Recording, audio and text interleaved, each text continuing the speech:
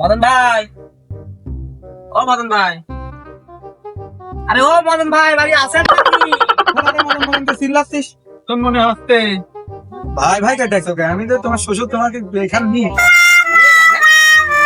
আজকে আমি শ্বশুর কিছু চিনি না, আজকে আইস অন্য কাজে। আর মানে কি, তুমি শ্বশুর বাড়ি আসি শ্বশুর কিন্তু না, আমি আঠি সাথে কি ঝগড়া করে যাই তো নাই। মদন মোহন করমচা ডাবলু, আপনি কি ভুলে গিয়েছেন যৌতুকের কথা?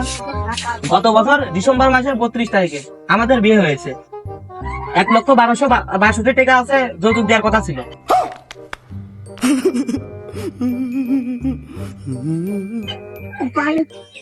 যৌতুকের কিস্তি আমার বাড়ি পানি কেন রাখবে কেন? আমি ক্লাস 3-তে অনার্স মাস্টার শেষ করেছি। কাবিল নামার পর আমার বিকাশ নাম্বারও তো দেওয়া ছিল, তো কোনো টাকা পয়সা পেলাম না যৌতুকের। তুমি শুরু করেছো মেয়ে আবি দিবা আর যৌতুকের টাকা দিবা না।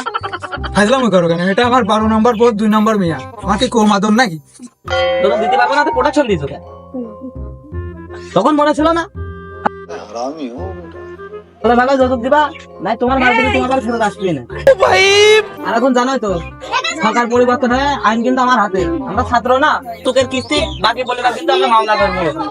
ওটা বিয়েরও ভুল কাজ করলাম, দ্বিতীয় নম্বর মেয়াটা বিয়ে দিয়ে যাতে এরকম হয় তাহলে আরো 32টা তো করেই থাকবে, তখন আর কি হবে?